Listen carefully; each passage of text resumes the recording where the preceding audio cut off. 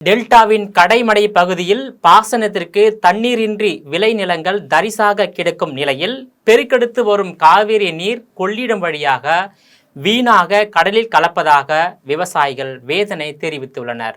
சம்பா, தாளடி, குறுவை என முப்போகம் சாகுபடி செய்யப்படும் காவிரி டெல்டா மற்றும் கடைமடை பகுதியில் ஒவ்வொரு போக சாகுபடியின் போதும் கர்நாடகத்திடம் காவிரி நடுவர் மன்றம் மற்றும் உச்சநீதிமன்றம் வாயிலாக வாதாடி போராடி தண்ணீரை பெரும் நிலைதான் தொடர்ந்து வருகிறது. வழக்கம்போல் இந்த ஆண்டும் காவிரியில் தண்ணீர் திறந்துவிட கர்நாடகம் கை விரித்து விட்ட நிலையில் இயற்கையின் வரமாக காவிரி நீர்பிடிப்பு பகுதிகளில் கனமழை பெய்து கர்நாடக அணைகள் நிரம்பி உபரி நீர் திறக்கப்பட்டு மேட்டூர் அணை முழு கொள்ளளவை எட்டியுள்ளது. இதையடுத்து கடந்த 28ஆம் தேதி மேட்டூர் அணையும் 31ஆம் தேதி கல்லணையும் திறக்கப்பட்டு கீழணை வழியாக கொள்ளிடம் ஆற்றில் வினாடிக்கு 81,000 கன அடி தண்ணீர் திறக்கப்பட்டுள்ளது. காவிரி ஆற்றில் திறந்து விடப்பட்ட தண்ணீர் கடைமடை பகுதியான மயிலாடுதுறை மாவட்டத்திற்கு வந்து கொண்டிருக்கும் நிலையில் கொள்ளிடம் ஆற்றில் திறந்து விடப்பட்ட தண்ணீர் மயிலாடுதுறை மாவட்டத்தை வந்தடைந்து உள்ளது. கொள்ளிடம் ஆற்றில் திறந்து விடப்பட்ட 2 லட்சம் கன அடிக்கு மேலாக நீர் பழையாறு என்ற இடத்தில் கடலில் கலக்கிறது.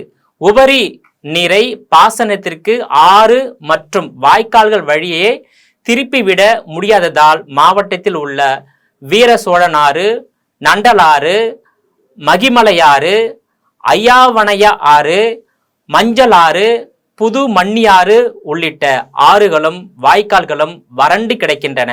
ஆனால் கடைமடை பகுதியில் பம்ப்செட் வாயிலாக 93,000 ஏக்கரில் நெல்லும் 15,000 ஏக்கரில் பருத்தியும் சாகுபடி செய்யப்பட்டுள்ளது.